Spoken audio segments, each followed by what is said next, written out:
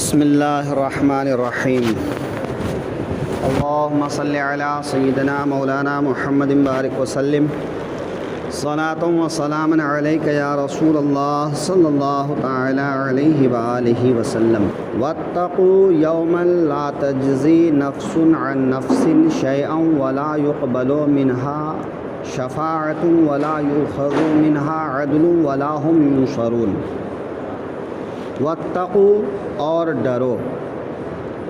اللہ تبارک و تعالی سورہ بقرہ آیت نمبر 48 میں فرما رہا ہے کہ اللہ سے ڈرو۔ یومن اس دن سے، یہاں یوم کبھی دن کے لیے بولا جاتا ہے اور کبھی وقت کے لیے بولا جاتا ہے، لیکن یہاں پر یوم سے مراد دن ہے۔ دن سے مراد قیامت کا دن، کہ یہاں اللہ تعالیٰ جو ڈرنے کو فرما رہا ہے وہ قیامت کے دن سے ڈرنے کو فرما رہا ہے۔ قیامت کا دن کیسا ہوگا؟ دنیا کے 50,000 سال کے برابر ایک دن ہوگا۔ زمین ایک دم چٹیل، جس کے بارے میں کہا گیا ہے کہ اگر مشرق میں ایک رائی کا دانہ پڑا ہوا رہے تو مغرب سے وہ دانہ نظر آئے گا۔ زمین اتنی سپاٹ اور برابر ہوگی، ایسا لگے گا کہ جیسے تانبا پیتل پگھلا کر بچھایا گیا ہو۔ سورج ایک دم سر کے اوپر ہوگا۔ سورج کہاں ہوگا؟ سر کے اوپر۔ آج سورج پلٹا ہوا ہے، یعنی سورج کا منہ جو ہے اوپر ہے اور اس کی جو پشت ہے وہ نیچے ہے، یعنی زمین کی طرف سورج کا منہ نہیں ہے، سورج کی پشت ہے۔ وہ بھی کہاں پر ہے سورج؟ چوتھے آسمان پر۔ چاند پر تو گئے ہیں، ابھی سورج پہ کوئی نہیں گیا ہے نا، اور جا بھی نہیں سکتا ہے۔ تو سورج چوتھے آسمان کا ایک ستارہ ہے۔ جب وہ ٹھیک دوپہر سورج جب بیچوں بیچ ہوتا ہے اور مئی جون کی گرمی ہوتی ہے تو کیا حالت ہو جاتی ہے؟ یہاں تو کم، گرم علاقوں میں اور کیا حال ہو جاتا ہے؟ ظاہر ہے جب قیامت کے دن اس کا منہ زمین کی طرف ہوگا، اور وہ کہاں ہوگا؟ ایک دم سر کے اوپر، تھوڑے فاصلے پر، کوئی زیادہ فاصلہ بھی نہیں ہوگا۔ تو زمین تپتی ہوئی، آسمان سے سورج آگ برساتا ہوا، اس میں لوگ اکٹھے ہوں گے، جمع ہوں گے۔ تو میدان محشر جب قائم ہوگا، جہاں نفسی نفسی کا عالم ہوگا، سارے کے سارے اولین آخرین اپنی اپنی قبروں سے اٹھ کر جمع ہوں گے۔ برہنہ پا، برہنہ جسم، غیر مختون، حفاتن عوراتن غرلن، حدیث پاک میں ہے۔ کیسا ہوگا؟ انسان جب آئے گا جسم پہ کپڑا نہیں ہوگا، پیر میں جوتی نہیں ہوگی، اور جیسا پیدا ہوتا ہے بغیر ختنہ کیا ہوا ویسا۔ سارے کے سارے لوگ اکٹھے ہوں گے، وہاں کسی کو فرصت ہی نہیں ہوگی کہ وہ دوسرے کو دیکھے۔ آپ کے ذہن میں ایک سوال آئے گا کہ پردہ کرنا تو واجب ہے، تو اللہ کی بارگاہ میں بے پردہ کیسے؟ وہاں کسی کو اتنی فرصت نہیں ہوگی کہ اپنے بازو والے کو دیکھے. یہاں تو پورے محلے کی خبر رکھتے ہیں، ہے نا. لیکن اس دن نفسی نفسی کا عالم ہوگا. لوگ پسینے میں شرابور ہوں گے، پسینے میں ڈوبے ہوں گے. کہاں تک؟ کوئی گھٹنے تک، کوئی کمر تک، کوئی سینے تک، کوئی گردن تک، کوئی کہ پسینہ میں اتنا ڈوبا ہوگا کہ پسینہ اس کے منہ میں لگام کے جیسے ہوگا، اور کوئی اس میں غرق ہو رہا ہوگا. اعمال کے لحاظ سے پسینے میں غرق ہوگا. لوگ مدہوشی کی حالت میں ہوں گے. قرآن پاک میں آیا ہے ان زلزلۃ الساعۃ شیء عظیم. اسی کے آگے ہے کہ قیامت کے دن کا زلزلہ بڑا سخت ہے. اس دن کی سختی کا عالم یہ ہوگا کہ ماں جب اپنے بچے کو دودھ پلاتی ہے تو دنیا سے غافل ہو کر اس کا دھیان صرف اپنے بچے کی طرف ہوتا ہے. لیکن حال یہ ہوگا کہ دودھ پلاتی ماں اپنے بچے سے غافل ہو جائے گی. یوم تذہل المرأۃ عما ارضت، کہ جس دن دودھ پلانے والی ماں اپنے دودھ پلانے والے بچے سے غافل ہو جائے گی.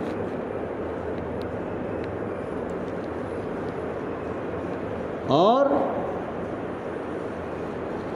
حاملہ خاتون کا حمل ضائع ہو جائے گا. وَتَرَى النَّاسَ سُكَارَىٰ، اور تم دیکھو گے لوگوں کو مدہوش، ہے نا. آدمی نشے میں کیسا ہوتا ہے؟ خود کی خبر نہیں، ڈولتا رہتا ہے. تم دیکھو گے لوگوں کو کہ وہ مدہوش ہیں، نشے میں ہیں، حالانکہ وہ نشے میں نہیں ہوں گے، حالانکہ وہ نشے میں نہیں ہوں گے. تو حال یہ ہوگا لوگوں کا. ایسی حالت میں لوگ پریشان، کیا کیا جائے، نہیں کیا جائے. پھر ہوگا کہ بھئی کوئی شفاعت کرنے والا ڈھونڈو. لوگ حضرت آدم کے پاس جائیں گے، حضرت آدم منع کر دیں گے تو سلسلہ بسلسلہ لوگ حضرت نوح کے پاس پہنچیں گے. حضرت نوح فرمائیں گے کہ محمد مصطفیٰ کے پاس جاؤ، اور پھر محمد مصطفیٰ صلی اللہ علیہ وسلم شفاعت فرمائیں گے، اور اس مصیبت سے نجات ملے گی کہ جب حضور کے پاس لوگ جائیں گے. یہ تو میں نے مختصر بیان کیا، حدیث پاک میں بڑا تفصیل کے ساتھ بیان کیا گیا ہے. حضور شفاعت کریں گے، اس مصیبت سے نجات ملے گی. اب حساب کتاب شروع ہوگا. تو واتقوا یوماً، اس دن سے ڈرو. اے لوگو، اس دن سے ڈرو. لا تجزی نفس عن نفس شیئا، کہ جس دن کوئی جان دوسری جان کا بدلہ نہ ہو سکے گی. آپ کہو آپ کا بوجھ آپ کا بیٹا اٹھا لے، دنیا میں اٹھا لے گا، لیکن آخرت میں نہیں.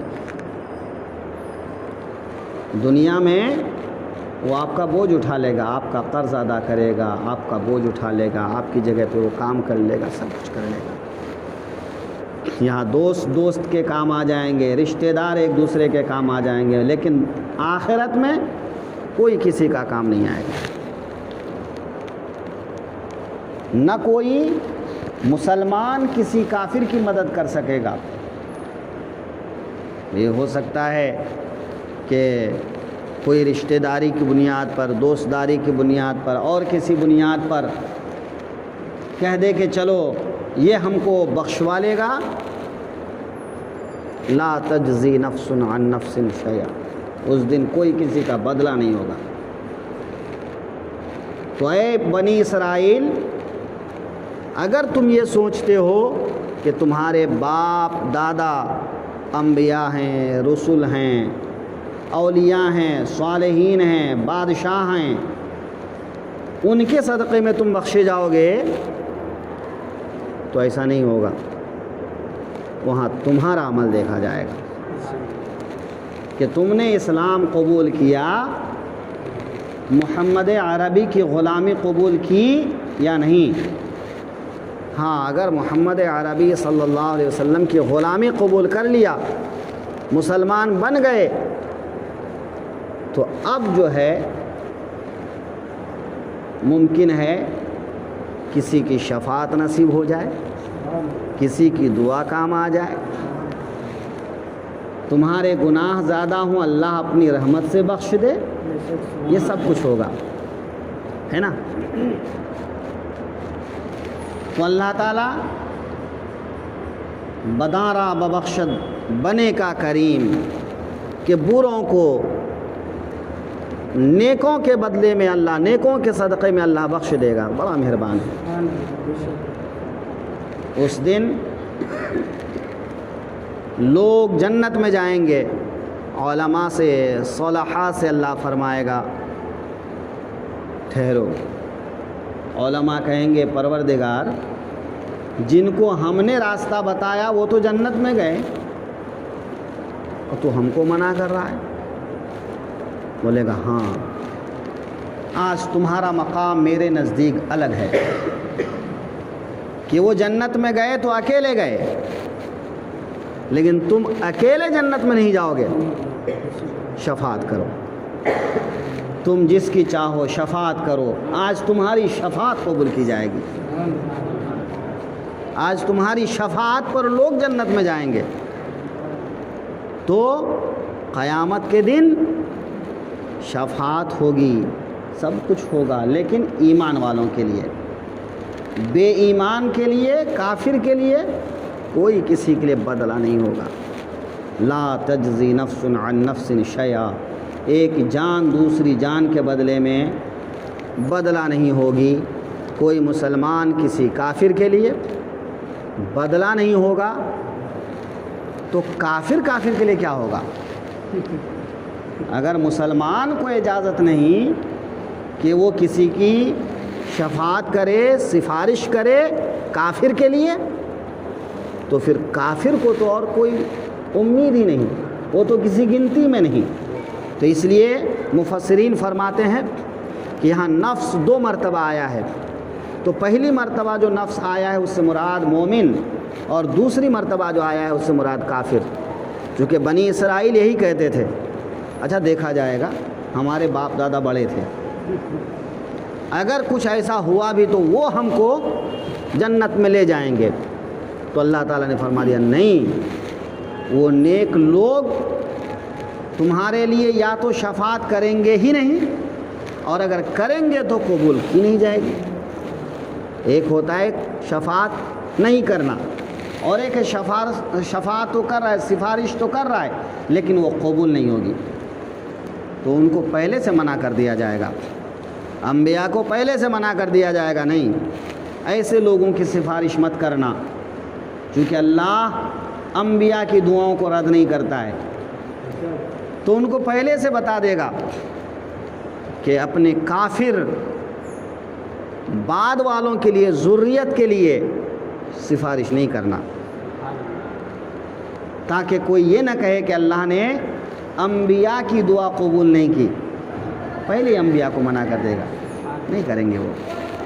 اور جو کرنا بھی چاہیں گے انبیاء کے بعد، صلحاء، رؤساء، امراء، تو ان کو منع کر دیا جائے گا، ان کی قبول ہی نہیں کی جائے گی۔ نہیں، آج کسی کی سفارش قبول نہیں کی جائے گی ان کافروں کے لیے۔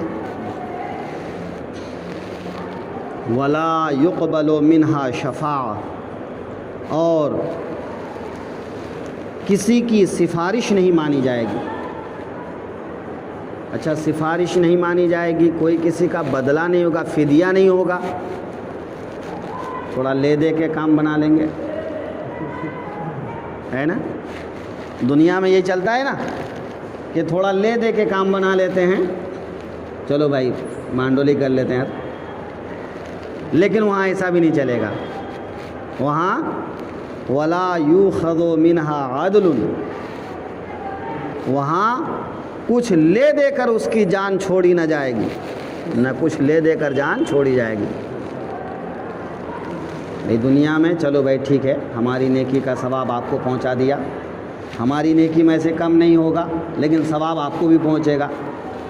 تو دنیا میں ایک دوسرے کو نیکی بھی دے سکتا ہے، ہاں گناہ نہیں لے سکتا، گناہ نہیں لے سکتا لیکن نیکی دے سکتا ہے.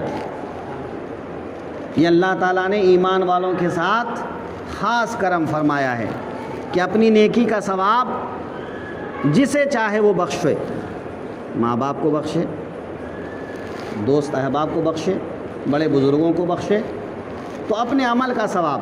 اس لیے جب آپ نماز پڑھیے تو 2-4 رکعت نفل کبھی اپنے ماں باپ کے لیے پڑھ لیا کیجیے. جب خیرات کیجیے تو خیرات کا ثواب اپنے ماں باپ کی نیت کر لیجیے. جب کوئی اچھا کام کیجیے تو اس کام کے ثواب میں اپنے ماں باپ، آبا اور اجداد کو شامل کر لیجیے، آپ کو بھی اس کا ثواب ملے گا، ماں باپ کو بھی ملے گا، آبا اور اجداد کو بھی ملے گا. تو وہاں یہ دنیا میں تو ہوگا لیکن آخرت میں وہاں لے دے کے کام نہیں بنے گا. کوئی کسی کو دے کر کے کچھ جان چھوڑانا چاہے نہیں ہوگا. اچھا ٹھیک ہے، کوئی طاقتور ہے زبردستی مدد کرنا چاہے گا، چھوڑو بھائی، ہے نا؟ یہاں آ جاتے ہیں نا بھائی لوگ، تو وہاں بھائی لوگوں کی بھی نہیں چلے گی. آخرت میں کوئی چاہے کہ اس طرح سے اپنی بات منوا لے، اللہ غالب ہے، اللہ حکیم ہے، اللہ قادر مطلق ہے. کون ہے جو اللہ کے بارگاہ میں زبردستی چاہے گا کہ کسی کی مدد کرے، ہے نا؟ اس دن تو اللہ فرمائے گا.